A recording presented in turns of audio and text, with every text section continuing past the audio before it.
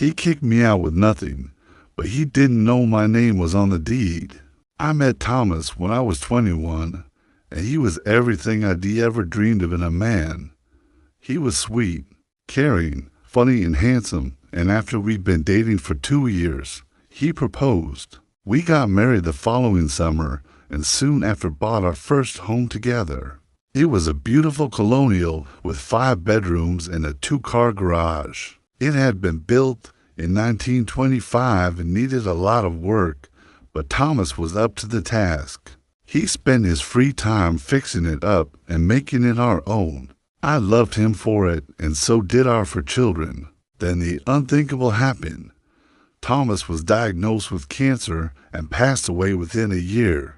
I was devastated, but I knew I needed to be strong for my kids. Their father had left me nothing but love letters and life insurance. He'd always told me I was his rock, the one who held the family together, and I didn't want him to see us fall apart because of his death. So I threw myself into raising our kids. It was hard. I was working as a nurse and going to school to become a paramedic, but somehow we made it work. Then when my youngest son started high school, things changed. He became distant and withdrawn. He stopped inviting friends over and cut off all contact with his family. We argued constantly, and I began to notice other changes in him, like how he would stay out late without telling me where he was going or who he was hanging out with. I tried talking to him about it, but he just yelled at me and slammed his door. One night he came home late, and I confronted him. That's when he dropped the bomb. He said he hated me for being weak and signing the papers that gave him a life sentence. What was he talking about? I asked. He just ranted about how I ruined his life by keeping him from his father and keeping him from having a normal childhood. And then he moved out. Thomas hadn't left me anything, not even a will. Our home had been in both our names, but since he died first, it was now mine. I could have sold it and given him half the money, but what good would that have done? He didn't want anything to do with me or his siblings. All he wanted was his freedom, so I let him go, figuring he'd come around in time, but he never did. In fact, he eventually took his own life. When I got the call telling me what had happened, I wasn't shocked. His last few months had been filled with anger, depression, and self-harm. I mourned him, not only for the son I lost, but for the son I never had. The guilt was almost unbearable. One day, one of my coworkers told me she knew a psychic medium and set me up with an appointment. I went because I was desperate, willing to try anything to get just one more minute with my boy.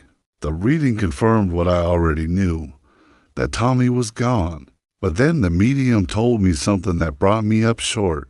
She said there was someone near me who needed my help, someone who was lost and angry and needed to hear the truth. She couldn't tell me who it was, but she said if I listened closely, I would hear his voice. At first, I thought she meant Thomas, but then it hit me. It was my ex-husband.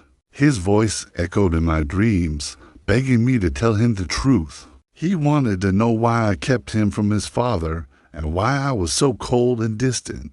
He deserved to know the truth. I owed him that much. But how could I make it up to him?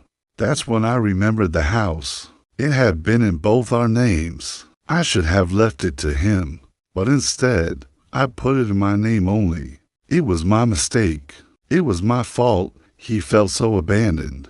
I owed him. No, I needed to give him the house. He'd always wanted to fix it up. He could still do that.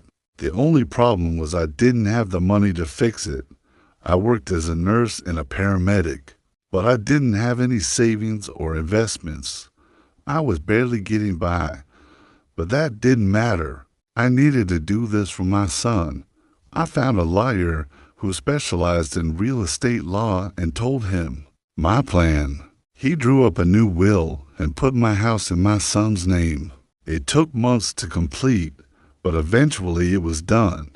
I signed it over to him and stepped back. My son called me several times asking why I was doing this, but I didn't answer. I wanted him to read his father's letters and remember who he was. He had a long road ahead of him, but I hoped this would help. A week after he received the house, I got a call from a social worker who told me my ex-husband had taken his own life. I was sad, but I knew this was for the best. He was finally at peace, and that's when I heard the sweetest sound in the world. My phone was ringing. I picked it up and heard the most beautiful voice. It was my son. He wanted to thank me for keeping his father's memory alive and giving him the one thing he always wanted. It was all I could do to keep myself from screaming. He kicked me out. He didn't know my name was on the deed. He kicked me out. He didn't know my name was on the deed.